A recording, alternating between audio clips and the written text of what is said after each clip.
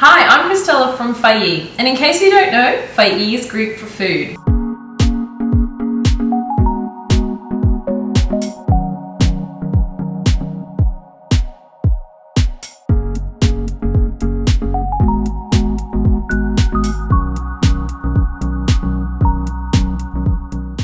Today I'm bringing you a recipe from my pre-detox treat that's in collaboration with Dr. Sandra Cabot.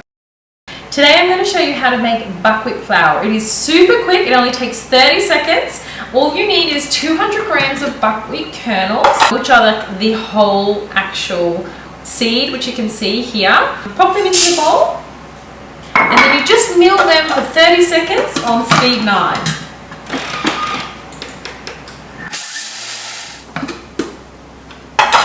And that's how easy it is to make buckwheat flour.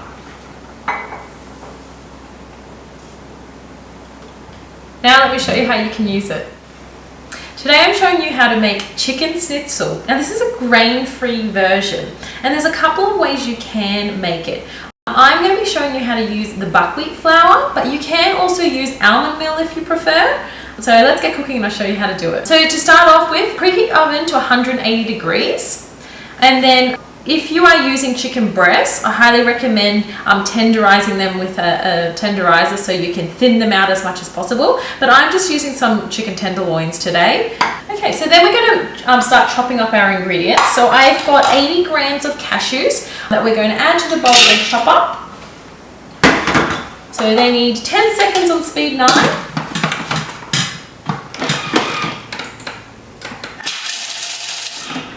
I'm just going to scrape down the bowl, on the side of the bowl.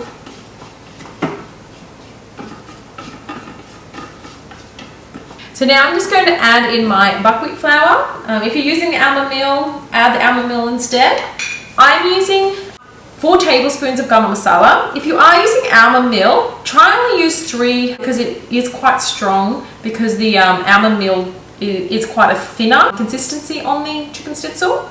And then I'm using 2 teaspoons of paprika and 2 teaspoons of salt. Again, if you're using almond meal, just use 1 teaspoon of salt because it'll be way too salty otherwise. So add those into the bowl.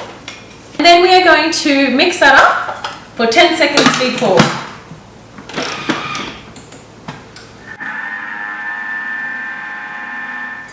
So I'm just going to grab an empty bowl and pour our mixture into. Now my suggestion is, this does make quite a bit of coating, so I'm only going to add in a little bit at a time so I don't waste it if I don't use it all. So just fill it up a little bit, and then you can add more as you need it depending on how much chicken you have. So this is how much I'm using today, but if there is any mixture left over that I have still in the bowl, I will put that in a airtight container in the cupboard, and it lasts quite a long time for you to be able to keep using every time you have some chicken and you want to make some chicken schnitzel. So what I do is just beat up a couple of eggs in a bowl. Just make sure it's not a really small bowl, because you won't be able to get your chicken pieces in there to actually coat it properly. And now it's up to you whether you want to coat them once or twice. I usually prefer to coat my chicken twice, just because it creates a thicker consistency and it's quite more delicious, but you choose how you like it. And firstly I grab my chicken and I dip it into the egg first, and then just strain it off a little bit, and then dip it into your coating, and then just repeat that so it's really well coated.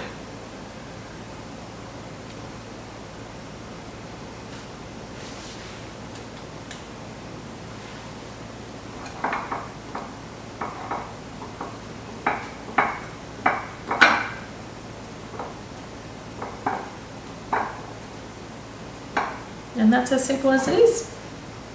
We'll just keep continuing until they're all coated. Now you may need to wash your hands between doing all the chickens because they will get coated as well. Now with your coated chicken, I just like to cook mine in the oven. So I'm going to place it on my tray.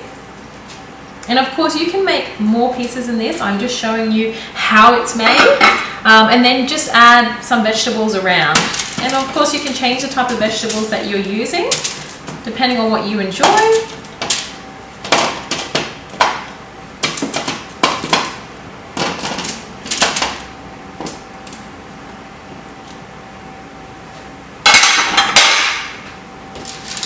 And then I just drizzle it with some olive oil.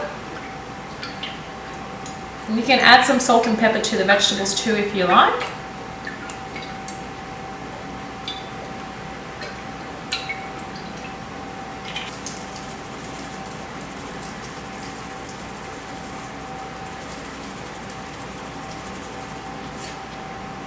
And that's it. I'm going to pop that in the oven for 20 minutes and then dinner will be done.